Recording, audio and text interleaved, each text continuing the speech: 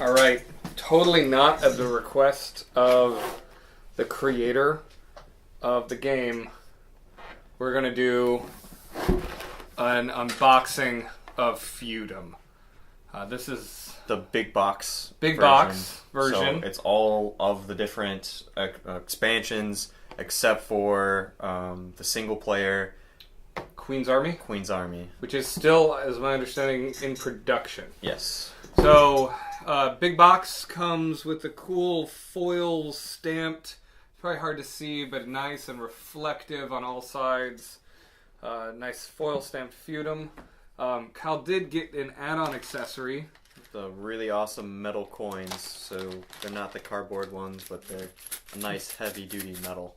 And gold and silver, obviously. And we played with these, and you lose some stacking abilities. But you gain awesomeness. You gain some coins that truly sound like coins. Nice metal. Here's a gold one. So it's just a really great upgrade to the game. Definitely worth it. Definitely worth it. It just adds for already what is, having played it, already what is a high quality, high production product. It adds just that extra step. We want to show the box first. So, we've already boxed. There's tons of artwork around the box. Bottom.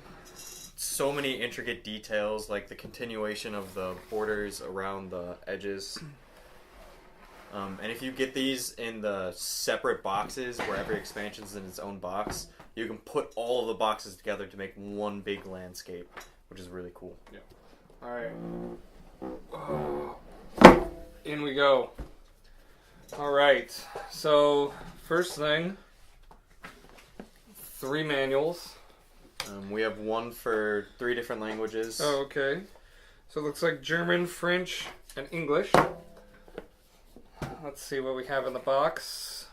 Alright, so we can know what we call everything. We also have the different manuals for all the different expansions in 3 different languages as well.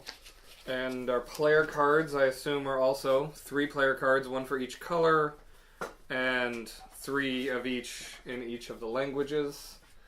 So you can play with your...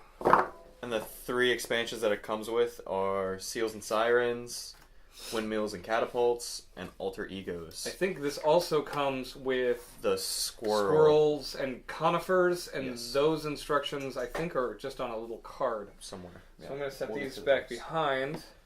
Alright, so... These are the default coins. They're really nice cardboard, but again, that metal coin heavy, thick cardboard is definitely an upgrade. Definitely an upgrade to this hard coin, the metal coin. So that's those. And then we have our... It also includes the player pouches on this sheet of pop-outs. We also have all of our different location tiles, our different vessels. Archery targets here, as well as rosary beads. Rosary beads, which on the other side are king seals. You have all of your location discs, you've already stated, and all the landscape tiles over here, and the region and landscape tiles. So that's all on this pop-out. Now, depending, I don't know if this big box comes with some of the... because this was a store-bought big box, I don't think it came with some of the stretch goals. And the stretch goals had these vessels were actually hard wood, heavy wood, which is a cool upgrade. And we'll find out as we go. See we have not what's opened in this box there yet. So. All right. And so the massive game board. Super, super nice, high quality game board.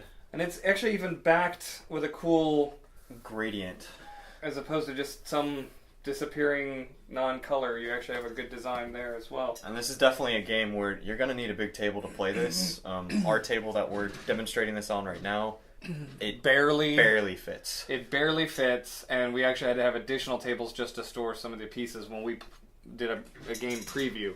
So we've opened it up, and I can already tell, like, this includes... Yeah, this looks looks like it includes a lot of the stretch goals. All the stretch goals. So here are the nice wooden tiles that we were talking about just a second ago for all the vessels. It also comes with one of the dies. I don't know what... this is a progress die. I think this may be a special progress die for the stretch goals. I'm not exactly sure. It also comes with the... really high quality... starting player marker. Which is a very nice... Let's get that out of there. Feels like some type of ceramic or clay.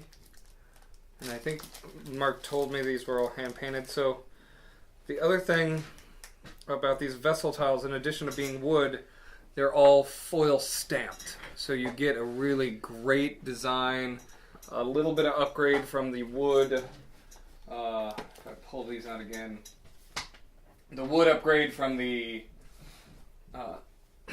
cardboard tile. It's just a nice little addition. It's a high quality feel to it. It's just that nice little upgrade.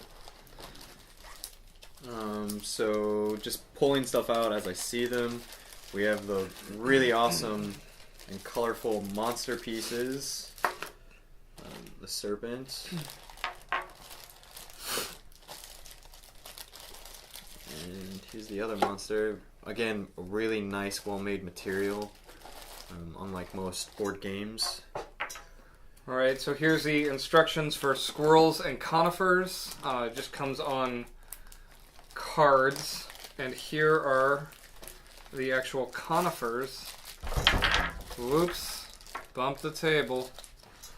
Cool little conifer trees. There's a bunch of them. We have not played with the... We actually just played the original... just base game. So we haven't played with Alter Ego. We have not played with Conifers and Squirrels.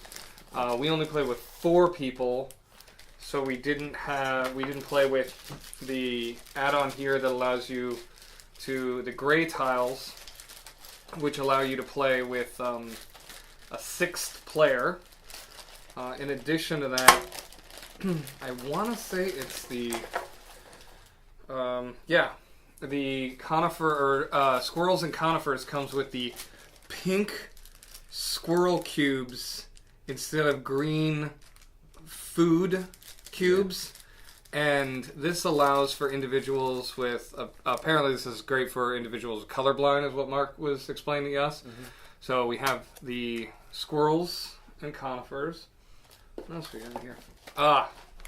Thank you for shoving in extra bags, Mark. That is very great. smart. Very so smart. Many board games don't give you enough stuff to store things in, and it's definitely a really nice addition. So we have the haversacks. We have the, I believe this is just the base one, and then the awesome stretch goal one that's green for the Kickstarter. We have the, this is the Epoch Marker.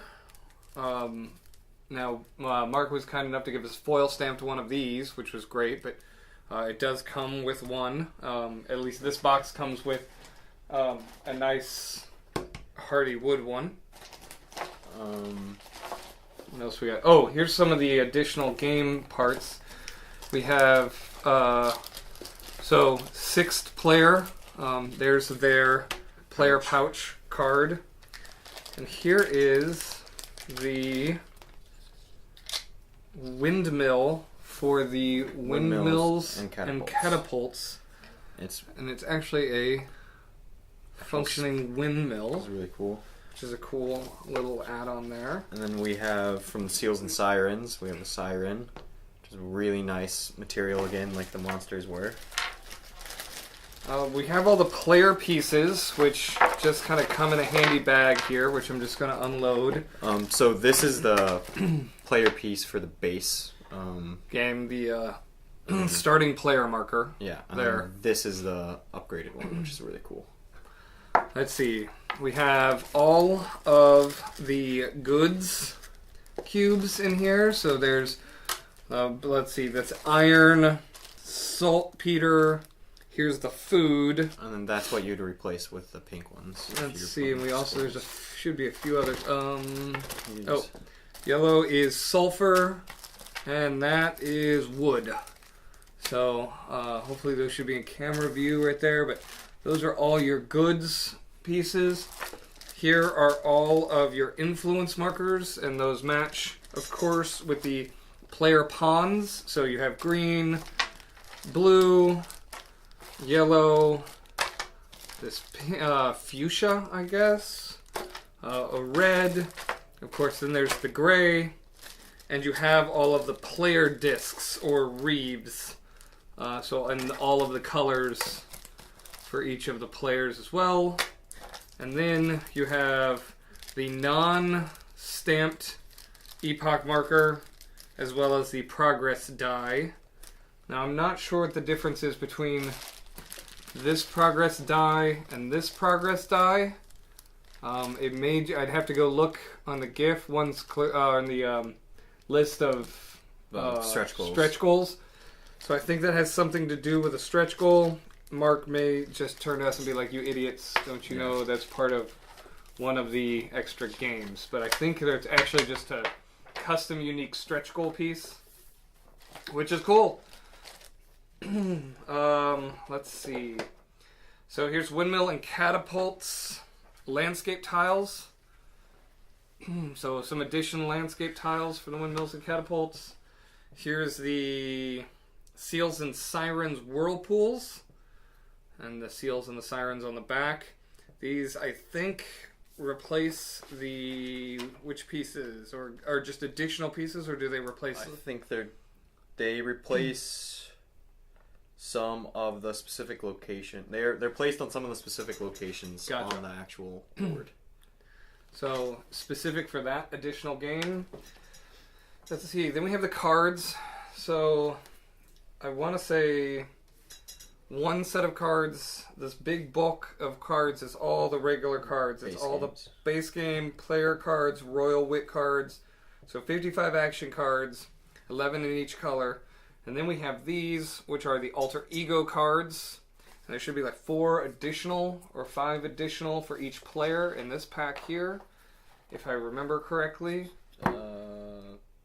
6 alternates per player. Then we have, here are the foil stamped player cards. That should be for Windmills and Catapults, I believe. These are the action cards. Oh, these are the action cards for Windmills and Catapults. And the 2 additional Royal Writ cards. Yes, so these are the Royal Writ cards that are foil stamped. And then it's the 6 action cards. So it's Windmills and Catapults that allows you to play with a 6th player. Yeah. So that's how that game plays, and these obviously go with that. We have the additional cards for the Seals and Sirens. These are the Royal Writ cards that get added. The 1 Royal Writ card gets added. Let's see, and then these appear to be, these are just foil stamped cards. These are foil stamped Royal Writ cards. So I think these are these are part of the stretch goal. Stretch goals, so you replace your actual Royal Writ cards with these fancy foil stamped ones.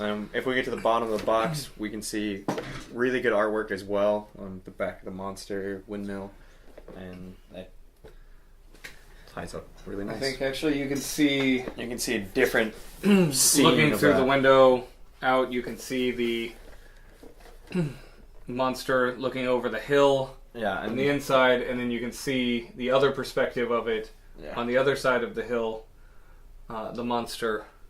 So there's a lot of thought that's gone into the design just simply of the box. Really great design work, and there's a lot of pieces and a ton of ways to play this game. We've only played it the one way, the one time. We had a blast. It's clear there's a lot of different ways to approach it, and then with so many additional add-ons, this is one of those games that you just kind of, once you find a table that's big enough, you just set it up and keep playing and try new like scenarios, new strategies to win. This game has so many different ways to win. It is crazy. It's probably one of my favorite games at the moment, and I cannot wait to play it again. So, all right. Well, I guess our next step is build a bigger table. Yeah. All right. Thank you.